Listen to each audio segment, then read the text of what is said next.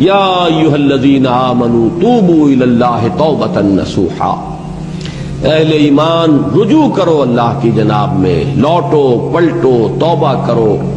اور وہ توبہ بھی نہایت خالص توبہ ہو۔ یہ توبہ حضرت علی رضی اللہ تعالیٰ عنہ نے ایک مرتبہ دیکھا ایک شخص کو، وہ گردان کر رہا ہے توبہ کی تیزی تیزی سے، تو فرمایا یہ تو توبۃ المکذبین ہے، جھٹلانے والوں کی توبہ ہے یہ۔ وہ گھبرایا، تو پھر آپ نے فرمایا توبہ وہ ہوتی ہے جس کے ساتھ وہ ساری کیفیات ہوں، شدید ترین پشیمانی ہو کہ میں کیا کر بیٹھا ہوں، پھر یہ کہ آئندہ کے لیے عزم مصمم ہو کہ ہرگز دوبارہ یہ کام میں نہیں کروں گا، اور نہایت گڑ گڑا کر اللہ سے اس کی دعا جو ہے اس کی معافی طلب کی جائے۔ یہ قلب کی گہرائیوں سے جب تک یہ توبہ نہیں نکلے گی یہ توبہ نہیں ہے۔ تو توبۃ النصوح، یہ نصح کا لفظ جو آتا ہے عربی زبان میں، یہ ہے کسی شے کے خالص ہونے، کوئی اس میں ملاوٹ نہ ہو۔ توبۃ النصوح، یہ توبۃ النصوحہ، خالص توبہ کرو، دل کے ایک گہرائیوں سے توبہ کرو، اور صمیم قلب سے توبہ کرو، عزم مصمم کے ساتھ توبہ کرو کہ پروردگار جو خطا ہو گئی ہے بخش دے، آئندہ تیرے کسی حکم کے خلاف کوئی حرکت نہیں کروں گا، خاص طور پر وہ خطا جو معین ہے اس کے بارے میں تو تعین کے ساتھ فیصلہ ہو کہ دوبارہ نہیں کروں گا۔ اس میں ہو سکتا ہے، جیسا کہ میں نے شاید آج دن میں کسی گفتگو میں عرض کیا تھا، بعض طبائع ہوتی ہیں مریض، ان کی قوت ارادی جو ہے کمزور ہوتی ہے، اس وقت وہ خلوص دل سے بھی اگر طے کر لیں کہ یہ کام دوبارہ نہیں کروں گا تو وہ کمزور قوت ارادی کی وجہ سے اس پر قائم نہیں رہ سکتے، کل یا پرسوں یا کچھ عرصے کے بعد پھر پھسل جاتے ہیں۔ اس سے وہ توبہ باطل نہیں ہوگی، اس بات کو سمجھیے، یہ نہ سمجھیے کہ میں انکریج کر رہا ہوں، لیکن مسئلے کو سمجھ لیجیے۔ جس وقت انسان توبہ کر رہا اس وقت عزم مصمم کا ہونا ضروری ہے۔ اب یہ اللہ جانتا ہے ہمارے دل کے اندر کے حالات کو، ہماری کیفیات کو، اگر اس وقت عزم مصمم ہے تو توبہ صحیح ہو جائے گی، پھر اگر خطا ہو گئی پھر توبہ کرو، پھر خطا ہو گئی ہو پھر توبہ کرو۔ بازا بازا ہر چہ ہستی بازا، گر کافر و گبر و بت پرستی بازا، این درگہ ماں درگہ نومیدی نیست، 100 بار اگر توبہ شکستی بازا، اگر 100 مرتبہ بھی توبہ ٹوٹ گئی ہے کوئی پرواہ نہیں، جب تک یہ زندگی کا تسلسل چل رہا ہے،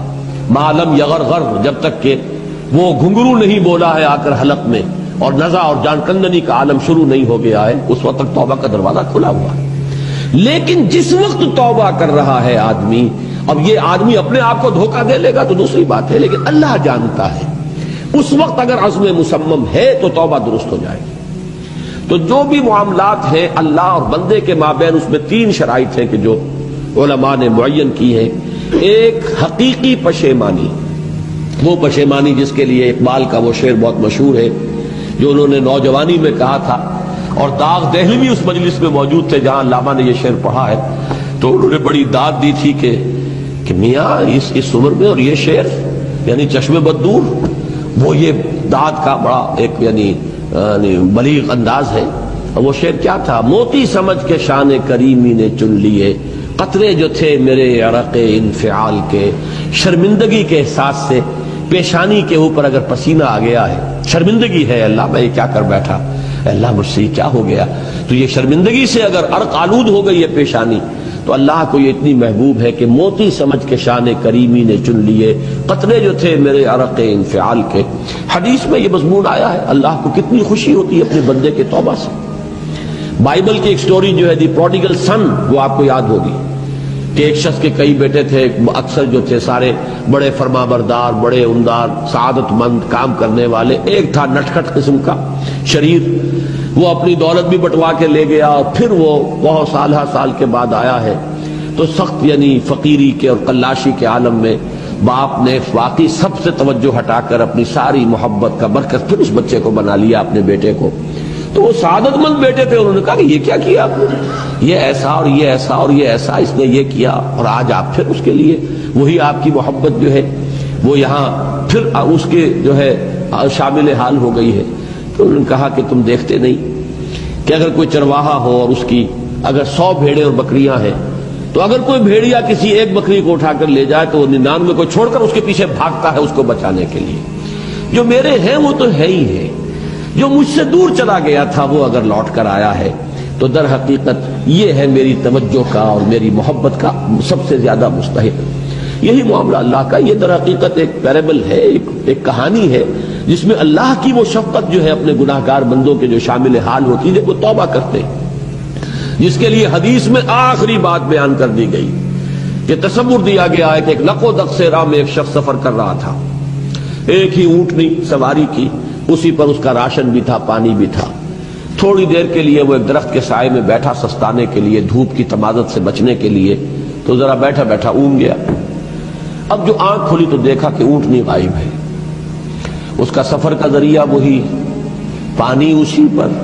راشن اسی پر, گویا کہ کل زندگی کا ذریعہ جو ہے وہ اونٹنی تھی اس کی. لق و دق سے راہ, اب کہاں جائے, کہیں پانی نہیں, کچھ کھانے کے لیے نہیں. دیوانہ وار دوڑتا ہے دائیں بائیں ادھر ادھر اونٹنی کو ڈھونڈنے کے لیے, کہیں سراغ نہیں ملتا.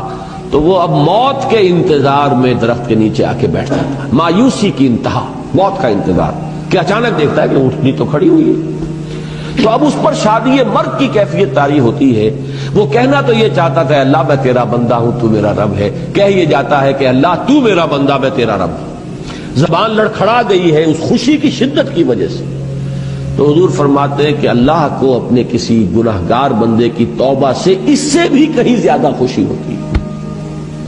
تو اس کو ذہن میں رکھیے, توبہ کا بڑا اونچا مقام ہے. ہمارے ہاں شرائط بھی سخت ہیں, 3 شرطیں وہ, ایک عزم مصمم, ایک پشیمانی, حقیقی پشیمانی. نمبر 2 عزم مصمم کہ اب دوبارہ نہیں کروں گا. نمبر 3 ایک مرتبہ ضرور اس کام کو چھوڑ دینا. یہ گویا کہ اس کے عزم مصمم کا فوری ثبوت ملنا چاہیے. کچھ دنوں کے بعد پھر کہیں جذبات کا رحلہ آئے, کوئی اور خطا ہو جائے, بات دوسری ہوگی. اور جو حقوق العباد کا معاملہ, اس میں 4تھی شرط اور ہے, اس لیے کہ حقوق العباد کی کوتاہی جو ہے اللہ تعالیٰ معاف نہیں فرمائیں گے. وہ تو وہی بندہ ہے جس کی آپ نے حق تلفی کی ہے, کسی کی غیبت کی ہے, کسی کی چغلی کھائی ہے, کسی پر تہمت لگائی ہے, کسی کا مال ہڑپ کیا ہے, کسی کو دھوکہ دیا ہے, کسی کی عزت پر حملہ کیا ہے, تو وہ تو وہی معاف کرے گا. یا یہ کہ آپ کی جو نیک اعمال ہیں وہ اس کو دے دیے جائیں گے قیامت کے دن, اور اگر آپ کے اعمال ختم ہو جائیں گے تو اس کے گناہ جو ہے وہ آپ کے کھاتے میں ڈال دیے جائیں گے. بہرحال جو 4تھی شرط ہے حقوق العباد کے معاملے میں کوتاہی میں توبہ کی, وہ یہ ہے کہ آپ یا معافی طلب کریں یا تلافی کریں اس شخص کی جس کے حقوق کو آپ نے تلف کیا ہے.